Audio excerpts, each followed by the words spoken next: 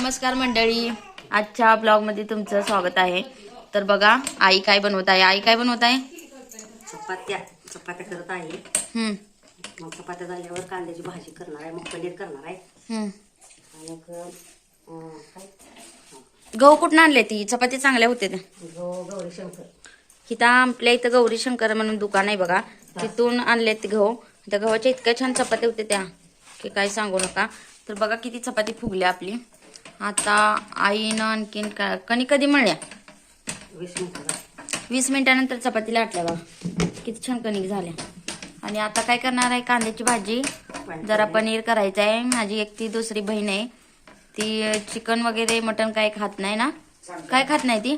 कोण खात नाही? स्वामी समर्थ सेवा करते, ते चिकन आणि मटन असं खात नाही। तिच्यासाठी पनीर करायचं, पनीरची भाजी करणार आहे। सांग।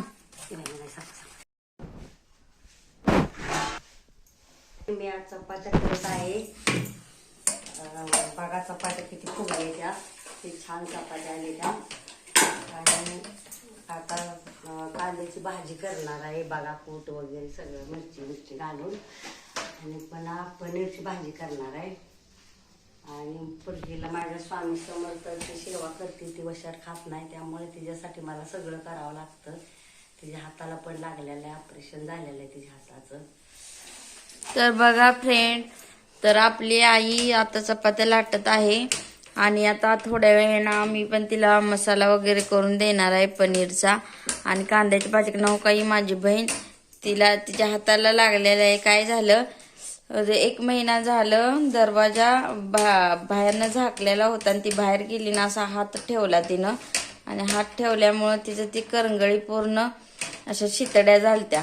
तरी पण डॉक्टर म्हणले की काढायला लागल, पण परत ऑपरेशन केलं ना, आता पूर्ण अशी करंगळी आलेले, नख वगैरे गेले, पण देवाच्या स्वामी समर्थ कृपेने तिची करंगळी चांगली आहे, उत्तम आहे।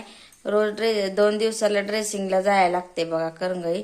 तरी पण त्या हाताने ती भाजी अशी छोटी मोठी कामं करते, अशी बसून राहत नाही हो का। ते आता कांद्याची भाजी चिरायला लागली। आता मी कांद्याची भाजी करणार, पनीर करणार, तुम्हाला दाखवते चला। तर फ्रेंड बघा, ही आपली परी आहे आणि किती क्यूट दिसत्या परी, हसत्या बघा। ये ये ये ये 4 महिन्याची पोरगी आहे ही परी। आणि बघा हिचं बारसं घालणार आहोत आम्ही आता, आणि बारशाचं पण तुम्हाला व्हिडिओ मी दाखवणार आहे। परी किती क्यूट दिसते बघा। परी परी परी यो, चला बोर, चला बोर, येतेस? चल बोर, नाही येत? ये ये ये ये ये ये, परी किती हसत्या बघा। आणि तिला खूप कळते, आता 4था महिना आहे तरी खूप ही करत्या, असं हसत्या, बघत्या लोकांकड। आता बघा इकडे बघायला लागल्या। बघ परी, परी तुझं नाव काय ठेवायचं? नाव काय ठेवायचं? नाव काय ठेवायचं? परी परी। आता पालती होत्या बघा एक अंगाव, हो का, हो का, झालं एक अंगाव, कसं पडते बघा एक अंगाव, झालं का एक अंगाव। इकडे वर बघ, वर बघ, वर बघ, बघ वर, वर बघ, वर बघ, मुंडकं काढायचं वर बघ, वर बघ। बघा कशी बघत्या, कशी बघत्या पोरगी। इकडे बघ, चला बोर, बोर चला, इकडे बघ, इकडं हो, इकडे बघ परी, परी कुकू आला, कुकू या, कुकू। चला फ्रेंड, आता परीचं मी तुम्हाला थोडं रोज व्हिडिओ दाखवणार आहे, ती कशी हालचाली करत्या, किती ऍक्टिव्ह आहे। आता तर मी पनीर आणि कांद्याची भाजी दाखवणार आहे चला। तर बघा फ्रेंड, मी भांडे अशी मांडून घेतलेले आहेत कपाटावर।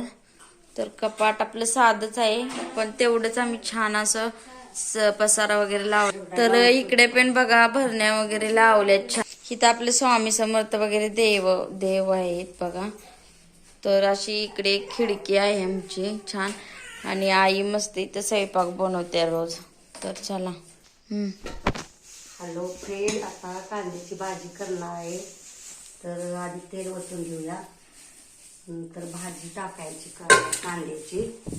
आणि पुन्हा त्याच्यात तेल ओतून पुन्हा भाजी टाकून पुन्हा नमक टाकायचं आणि कच्चं कूट शेंगदाणे टाकायचं.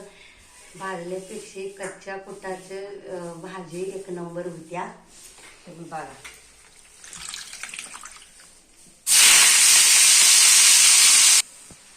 शेंगदाण्याचं कूट आता कच्चं केलेलं आहे. भाजी छान लागते शेंगदाण्या कच्च्या कुटानं, म्हणून आम्ही शेंगदाण्याचं कच्चं कूट घालतो. आणि भाजलेल्या शेंगदाण्याचं भाजी चांगली लागत नाही. आता जरा नमक घालून घेऊया.